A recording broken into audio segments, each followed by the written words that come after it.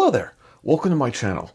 Recently I did a video where I looked at e-ink devices that had keyboard folios, and in particular in that video I thought that this device, the Bigme B1051, this is the black and white light variant, was the way to go.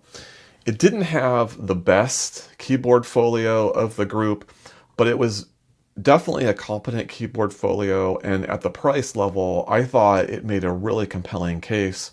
Whereas the other folios, which were much more expensive, in particular in conjunction with the devices they went with, I don't know if they justified that cost ultimately. And so that's where I came down on that video. But one of the questions I was curious about coming out of that is, how would this device handle regular apps, much like a Boox device would handle, particularly the Boox 10.3. And could this device be competitive and have other use cases beyond the keyboard folio that might make it a compelling purchase? So that's really the point of this video. Now, I've done a comprehensive review of the Boox Go 10.3, that was last year, and also last year was my comprehensive review of the Bigme B1051C, which is kind of in the same family as this black and white light variant. So I've really gone into great detail in both devices. So this video is going to kind of be a tighter review, if you will, or really more of a comparison of this light device versus the the Boox Go 10.3, and seeing, look, can it hold its own, in particular as it relates to third-party apps. So that'll be the focus. It'll be kind of an indirect review of this device. If you want to go into much more detail over the UI of each device, you want to look at my visual tour of the videos I did last year. But given that, we're going to go through a series of third-party apps, see how the two devices perform, and see where that leaves us in the end. It should be fun. Let's go ahead and dig on in. Okay, so our comparison begins looking at the home screens of each device. We've got the Boox device here on the left, and on here on the right is the Bigme 1051 Lite black and white variant, the cheapest in the 1051 line.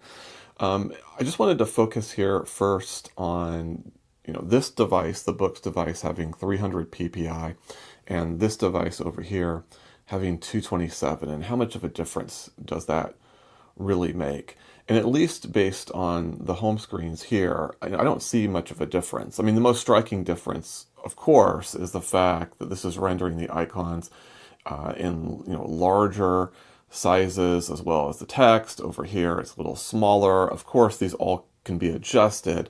These are just the defaults on the devices. But if you look at the the resolution, to my eyes, you really can't tell the difference. Now, I am going to film this in 4K, but ultimately produce this as a video in 1080p. So maybe it's not that obvious in this video. But if you are interested in seeing just a quick 4K view of the differences between the two devices, just let me know in the comments, and I can post short videos around that. But to my eyes, I really don't see much blurriness here in the 227. Everything looks pretty sharp to me, as of course it does here on the Boox Go 10.3. I really don't see much of the difference between the two. We'll be going through different apps, and obviously the pixel density won't change as we explore each device, so you can take a look at images and what have you and see if you see differences there. But generally, I don't see a tremendous difference in casual viewing of either device. Okay, having said that, let's move on then into Google News, and we'll get a sense of how each one handles scrolling. I'm going to go ahead and click on Google News here, and we'll click on Google News here. And here we go. There's so many settings that we can put on each device, and I have this on A2, which is a little more suitable for scrolling. Over here, we have the device in extreme mode, same deal. Both modes will ghost a little bit more than the other modes, but it just makes a nicer scrolling experience. Don't get too caught up in how dark an image looks like in one device versus the other. There are all sorts of ways that you can change the settings to be able to eliminate contrast. In fact, we have contrast over here at 0. We have high contrast off, which is good. Let's go ahead and get this down to the base and take a look at the images. So you can see it's a little bit darker over here on this device. Let's then go ahead and, for fun, go all the way on contrast, and we'll do the same thing over here. Here it completely blacks out.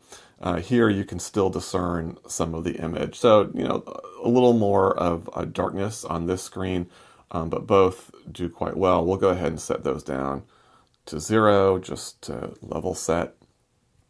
Let's take a look at the scrolling then. Again, this being on extreme and this on A2. We'll exit out, and let me just scroll over here, like so. A touch choppy, but pretty responsive. And here you can see a lot more responsive, not nearly as choppy. Of course, both are quite good. I'm not critical of the Go that much because it does a pretty good job. You can just notice a little bit more of a stuttering as you scroll, where here is extreme. It's a much smoother experience, although you do notice that there's a little bit of a lag sometimes in initially registering my swipe over here. Let's go ahead and click on this Rolling Stones article.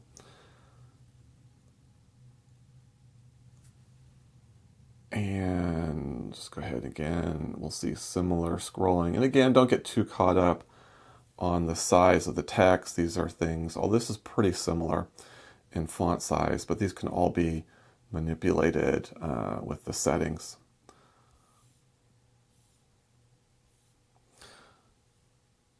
So similar as we saw on the main page of Google News, you see a much more responsive scrolling over here. Of course, as we noted, images are inherently just a little bit darker over here. And over here, maybe a little bit of choppiness in scrolling, but really, these are not huge differences. Both devices, I think, are pretty good. And so far, we're seeing parity between the two devices, at least in terms of the home screen and Google News. Let's go on to the next test. Okay, let's then look at each device's browser. And this will be kind of a similar test as we had with Google News, but we'll just test a little bit in terms of how quick each one is. And we'll look at ESPN as an example. So let me click on browser here and browser over here. And we get into each's home screen fairly quickly. Let's go over here. And actually, let's test our eink center settings. And again, yep, we want to be on A2 and we want to be on extreme. So we are good on both there. All right, let's go ahead and load up ESPN. There we go. We'll do that over here.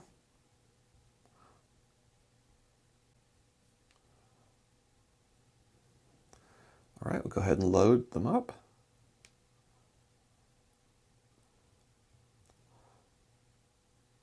Both initially came up fairly quickly, and then there was a pause. Okay, interesting. And we have these on different PPI settings. So let's go ahead and see if we can get a little more parity on that. So we're going to go into Optimize, and where we've got the DPI settings, and let's just crank this up. Both devices have this DPI option, and it's not uncommon to refresh the page once you've loaded it. So, okay, the text over here is still a little bit larger. So let's go ahead and crank up that DPI again over here with Optimize a little bit more. The DPI feature on both devices is one of my favorite devices with apps because you can get it to look exactly the way you want it to, whether you want it really detailed or really large. Okay, now we're getting pretty close to each other, so I think we're good there. Let's go ahead and refresh the page and see how quickly these refresh.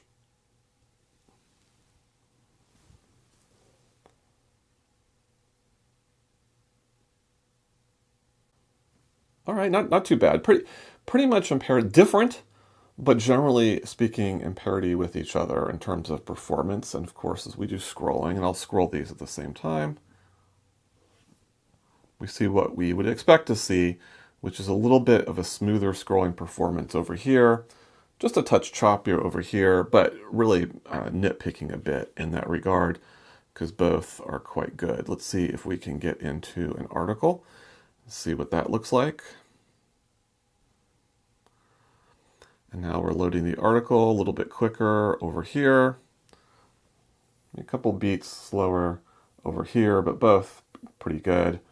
But again, the B1051 is really holding its own against the Boox device thus far, and maybe in some cases just a little bit better. Both of the text looks great, nice and sharp, very large as we set the DPI. Let's take a look at the DPI settings and see what the ranges are on each device. So we'll go down to 200 there, and then here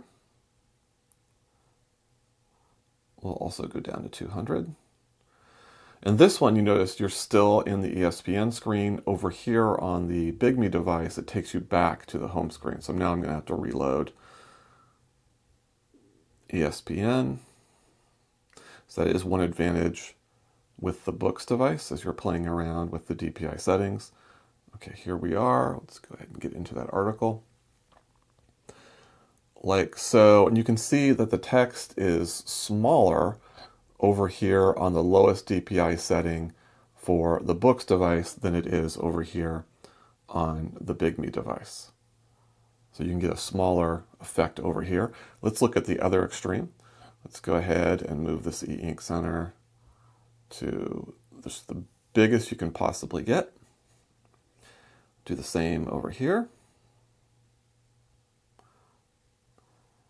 Of course, again, it's just going to keep you on the page there, where here we're going to have to go back into where we were. And find the article. There we go.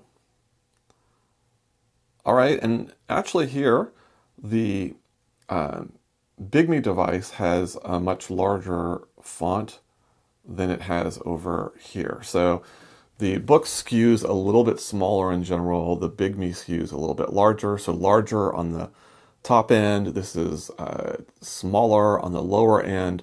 But both are going to be able to give you a perfectly acceptable range. So they do it differently, but both have pretty good app optimization features as it relates to the size of the font. Okay, let's go on to our next test. Okay, so for this comparison, we're in Kobo books. We're in the same book. I've tried to make the settings as close to each other as possible. They're not perfect, but they're pretty close. I did go, in this case, with normal on both devices as the default, and we're just going to test how well it handles page turns and ghosting and what have you. So let's go ahead and exit out of this and just start flipping through pages of the same book. Here we go. So we're seeing, I'm tapping them at the same time, but there's a slight speed difference with the 1051. It seems to be turning a little bit faster. Again, similar to what we're seeing so far, I don't think these are earth-shattering differences, but the 1051 is really doing well in comparison to the Boox device on these apps. And in this case, just doing slightly better as well. Both handling ghosting excellently. I don't see any ghosting, which is normal in reading. Both devices historically have handled reading quite well. Yeah, there we go. Let's go ahead and move back into extreme mode on both of these, just to get a sense of the speed, because both can go quite fast on that mode. Okay, actually, hold on. Let's go back. I think I picked A2. Let's go with speed here. All right, and let's see how fast that is. Oh, they are right with each other right now. I thought for a second there may be a touch faster with the 1051, but no, they're pretty much at the same. Both are great. Both are doing a really good job. Again, don't get too hung up on there's slight differences I'm seeing here on contrast, but that can be, there's settings to adjust for that. to any contrast levels you want. So that's not a factor. We're just looking at page turning here, and they look pretty similar to me. Okay, so in this case, again, with a focus on third-party apps, we're focusing on note-taking using Microsoft OneNote. So I'm in OneNote here on the Boox Go. I'm going to go ahead and get in on the Bigme device. And what's interesting about the Bigme device, and actually I think in both cases, OneNote has been optimized because it is such a popular application for each device. In the case of Bigme, what makes it a little different is they're using global handwriting, particularly this handwriting mode. And if I click on this, you can see the different modes that are available. So handwriting mode is meant to work with third-party apps as an interface to make writing snappier. And we'll take a look at that in a second. Read mode is this function that allows you basically to keep a scrapbook of images that you write on from whatever you're looking at. So it could be from this app, it could be from the web browser app, it could be from the Kobo app, and whatever. Wherever you do writing, you can save that as an image, and it collates that into one notebook. And then finally, picture mode, which is very similar to FreeMark mode on the Go 10.3, is just taking an image and then allowing you to write on top of that. But in this case, we're focusing on handwriting mode. Now, in this menu, there are ways that you can change the different types of ball pens. Here we have ball pen here, and we have it on, they do have colors here. This case it's black. Now the colors are relevant because even though it's black and white on this device, you know, if I were to write in red and look at OneNote, say on an LCD screen, then you would see it in red there, but we'll go ahead and keep it to black. And you have an eraser button. And then this side thing just allows you to mount, you know, this as a tab on the side. Boox doesn't have that type of an interface, but they do have optimization. So let's go ahead. We're on the Draw tab in OneNote. I'm just going to go ahead and pick, we'll pick black as the color. Let's start with Boox. Put my hand to the side so you can see.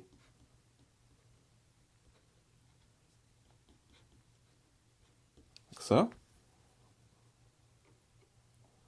And that pretty much you just write and there it is. Now over here on the Bigme, it's different.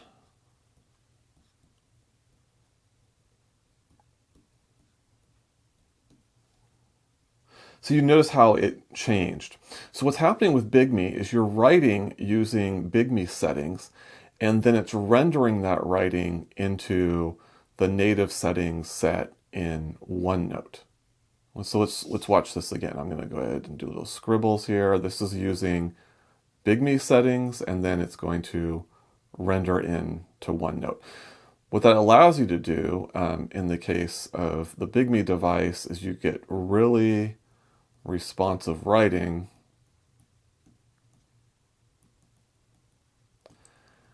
And then it will convert accordingly. But Boox is handling this differently. There's no rendering, you're just writing, and it's also quite responsive.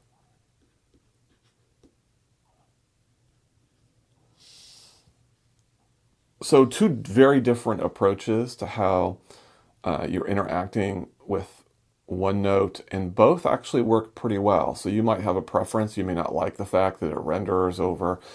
You may like this one, which is a little more direct, but both are very effective in terms of using the stylus and writing into OneNote. Okay, so one last observation, focusing on the Bigme. I've exited out of global handwriting just to show what that impact is. So I'm going to go ahead and write. So now I'm just writing onto the app itself. And you'll notice that there's just a ton of lag that's involved. It's really unusable. So let's go ahead and go back then into global handwriting in handwriting mode, and we'll do the same thing. And you can see it's very much usable. So that's how different it is using global handwriting. So that's very important on the Bigme device to have that setting on. And again, with the Boox device, they've just optimized it so you don't have to formally go into any type of app like this or setting. You just write straight on the screen, and it's right there. So this might be kind of a silly demonstration or a statement of the obvious, but right now I have all my lights in the room turned off.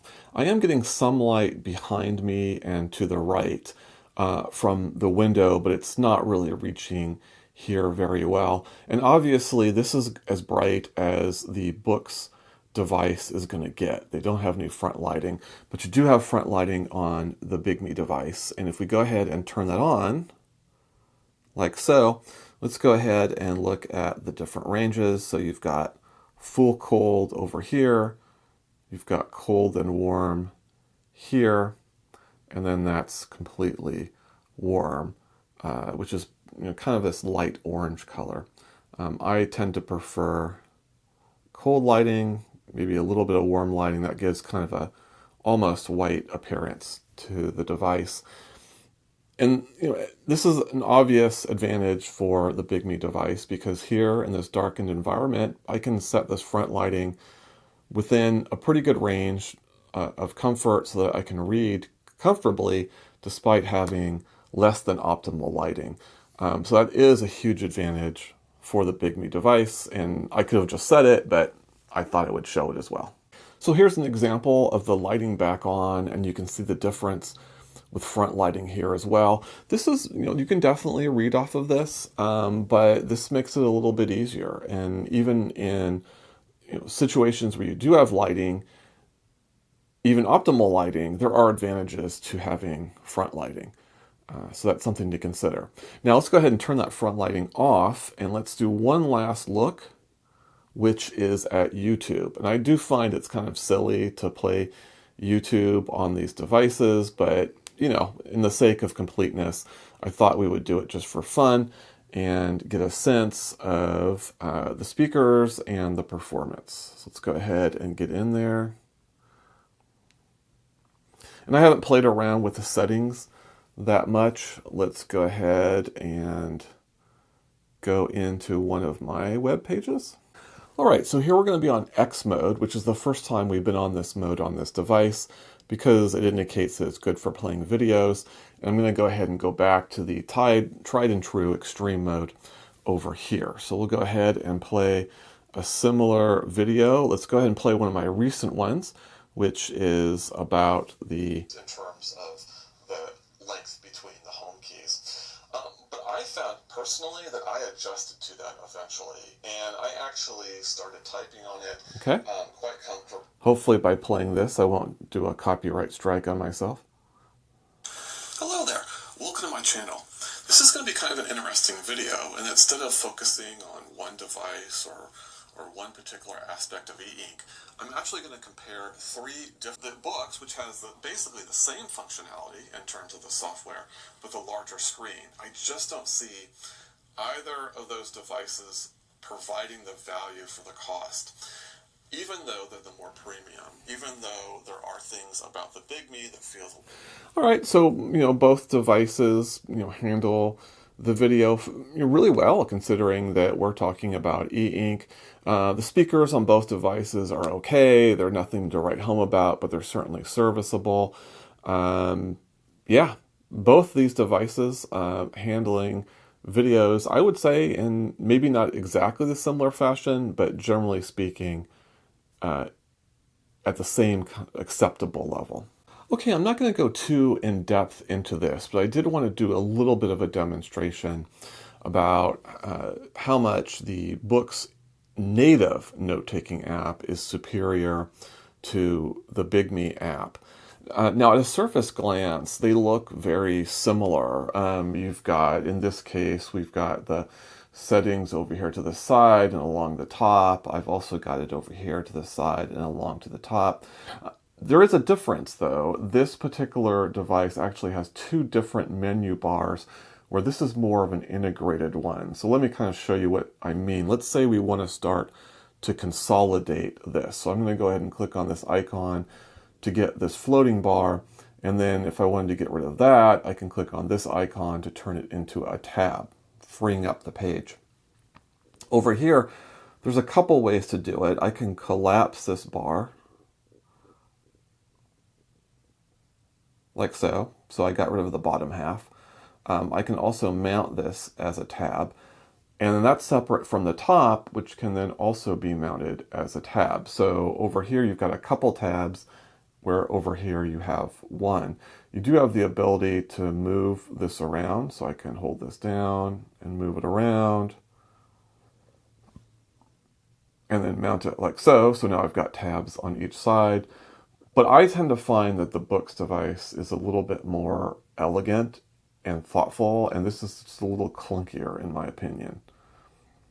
I should point out as well that, there we go. Move this over here.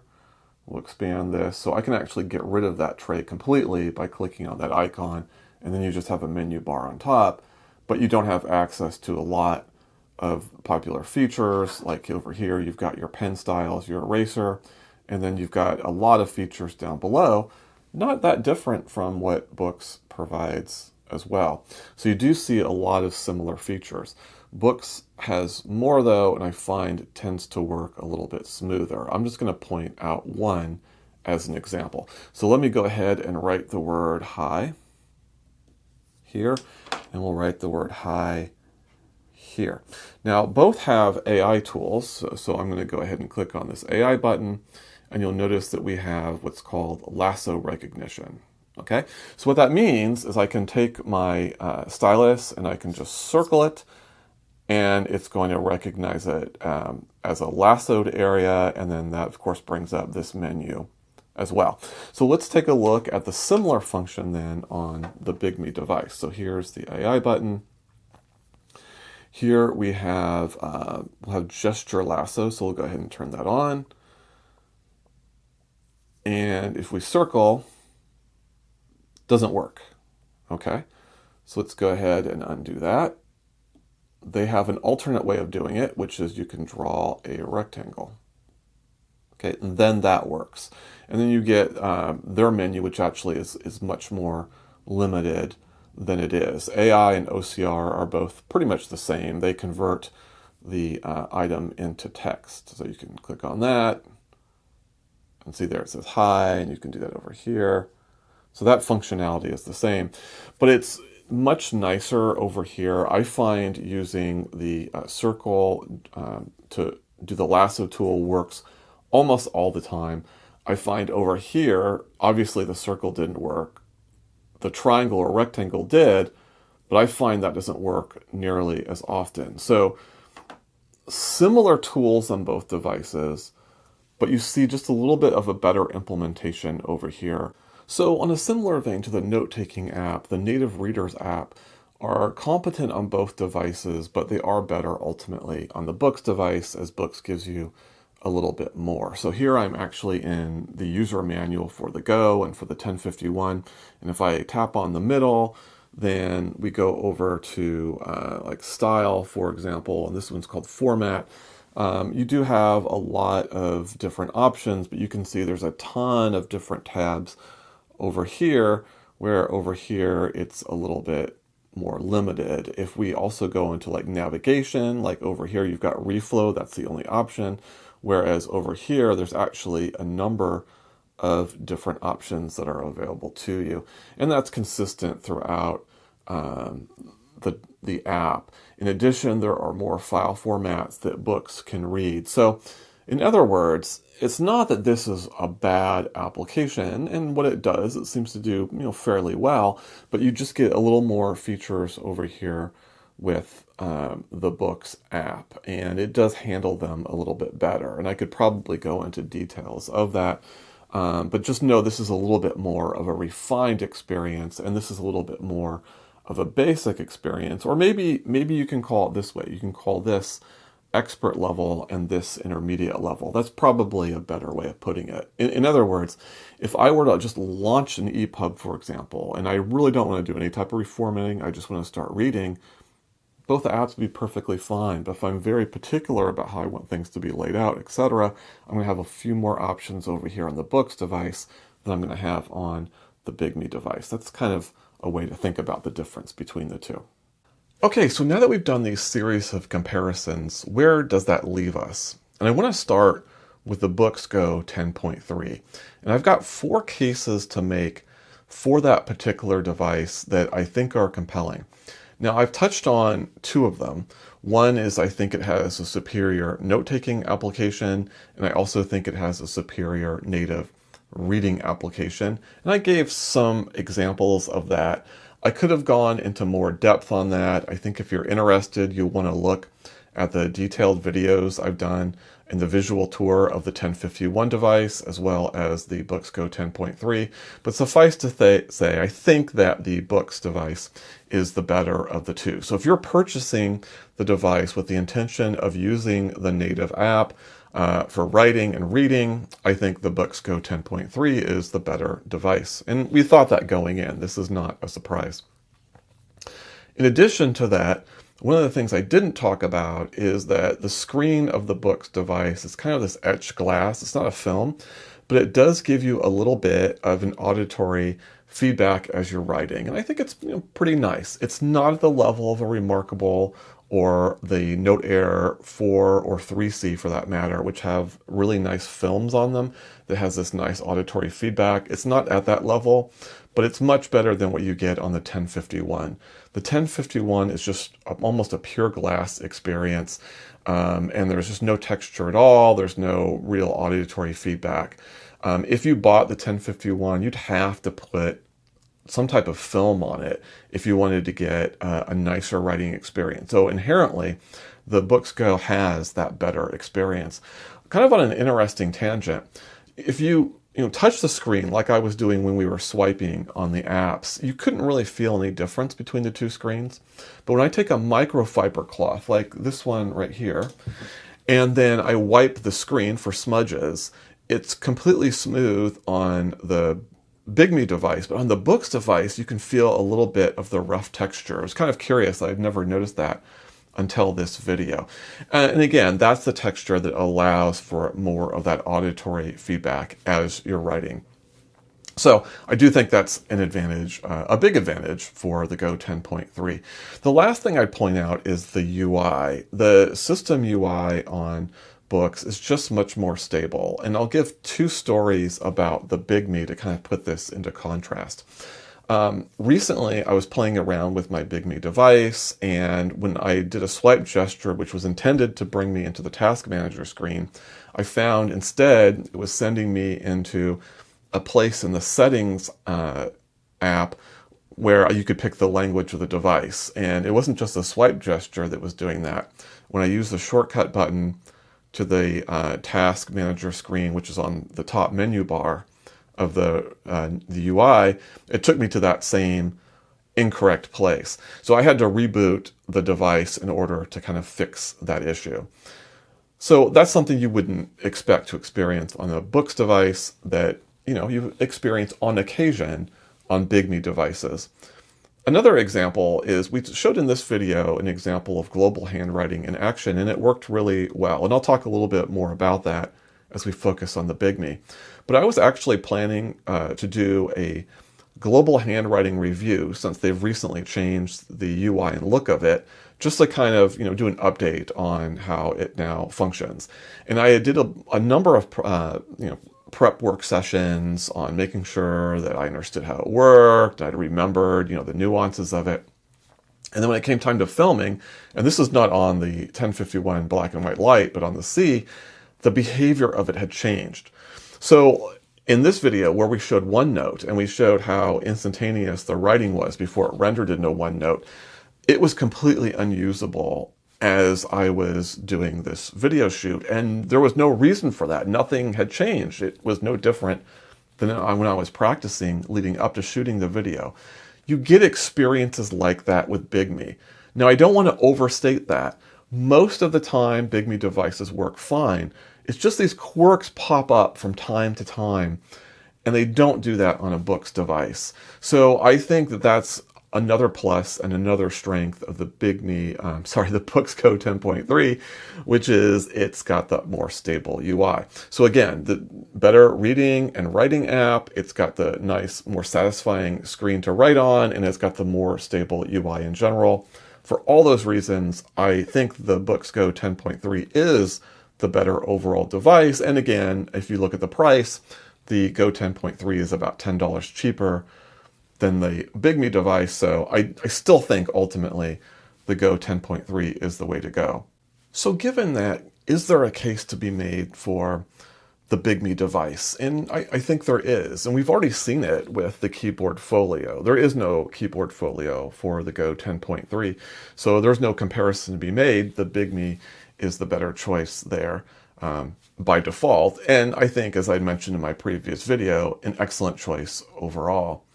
And there are still advantages to the Bigme device. You know, the PPI advantage of the Boox device, I really didn't notice that advantage playing out in any of these demonstrations. The Bigme device always looked crisp and fine to me. The pictures looked totally acceptable. I didn't study them, but I didn't see any differences at a glance. And then the front lighting of the device is a huge advantage for the Bigme device. Let alone, as we saw in this video, when we're talking about third-party apps, Bigme was either at parity with the Boox device or in many cases a little bit better. I wouldn't make the argument that the Bigme blew away the Boox device, but it held its own and in some cases showed a slight advantage. So if your workflow involved using third-party apps, like OneNote, for example, then I think there's a stronger case to be made. Now, OneNote might not be the best example because, as we saw, Boox was basically built to do well with OneNote. And so, some folks may have looked at that demonstration and said, well, Boox has the more direct method. You don't have to use global handwriting and this rendering of your writing on the Boox device. So isn't that superior? And that argument could be made. But what if you were using a different application? So I'll give you an example. I had a viewer reach out to me about an app that I had never heard of, and I think it was called Write or something like that. And you can't even get it on the Google Play Store because it hasn't been updated in a few years, so it had to be sideloaded. And I sideloaded that app both on a Boox device as well as the Bigme device just to see what the impact of global handwriting would be. Now, Boox was not optimized for this app, obviously, and it didn't play very nicely with it. There was a long delay in writing and it showing up on the screen. That was true on the Bigme as well, unless you use global handwriting. And with global handwriting, it looked exactly as we saw in the demonstration with OneNote, where you wrote, real time, and then it renders into the app. And because of that, that was a far better experience. So the advantage of the Bigme is that it can use that global handwriting in more situations than what the Boox is optimized for as it relates to these third-party apps that allow you for writing input. Now, what would be the overall argument for, then using one of these devices with third-party apps? And I think it comes down to things like the portability of notes. One of the disadvantages of using native note-taking is it takes a few more steps. It's a little bit harder to take your notes on that device and move them onto another device. So for example, at work, when I use my e-note-taking device, I don't use it on a Wi-Fi network. So all the note-taking that I do won't be reflected onto Google Drive, which is a service I use, until I happen to get back on Wi-Fi and then sync those files, which I do about once a week. But if you were using your e-note-taking device and you had it connected to Wi-Fi, then you could have the advantage in using third-party apps of it automatically syncing and then being available. And OneNote is probably the best example of that. You could take notes on OneNote, and those are available on multiple devices. And again, even though Boox is optimized for OneNote, there might be other apps where they're not. So I think there are some niche cases where you would focus on the Bigme device, particularly if you just weren't interested in using the native note-taking or e-reading apps. Or, alternately, what if you were interested in doing that, but you really wanted the keyboard folio and you were willing to give a little bit in terms of the app performance and features in order to have that folio, then you might pick the Bigme device over the Boox device. So there are certain focus situations, I think, where the Bigme device makes a case for itself, and it all revolves around working with these Google Play apps that Bigme does a really nice job working with. I still think in my overall assessment that the Boox device is the better of the two. So if you were asking me a recommendation between the two, I would definitely go with the Boox device. But I think that under certain situations, the Bigme device might be the right one for you. But they do have to be under these focus conditions. One last caveat to all of this, of course, is that, Boox did release a device similar to the Bigme device in that it had 227 ppi and front lighting, and that was the Note Air 3. That's since been discontinued, and there hasn't been the equivalent yet of the Note Air 4, but presumably that might be coming.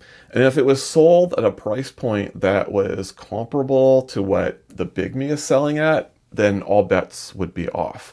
So that is one caveat. It's not clear how long the Bigme will kind of occupy this niche specialty role that I think it occupies now. So just one little caveat there. But as of this filming, I think there are circumstances, but the main one probably is if you wanted to use it with a keyboard folio. I still think that's the killer feature of this particular Bigme device.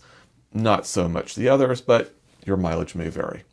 Let me just say a quick word about battery life. I didn't go through my usual battery, no pun intended, of battery results or tests on this particular device. I did a few back of the envelope tests, and generally speaking, I found the battery life more or less comparable to the B1051C, which I had reviewed earlier. And as a reminder, those battery results were generally fine. None of them were, class leading, but they were generally better than average or around average. So basically, the battery life is fine, just doesn't stick out in any particular way, good or bad. And I tend to have found that be the case with this device as well. So didn't do formal testing as I usually do, but my kind of, playing around and interacting with the device kind of is very reminiscent of what I saw on the other 1051 model, which is fine. Okay, that's going to do it then. If you have any questions or comments, pop those into the comment section. I'll reply to those to the best of my ability and try to answer whatever queries you might have. Otherwise, I hope this has been a helpful comparison, and until next time, I hope you have a great day.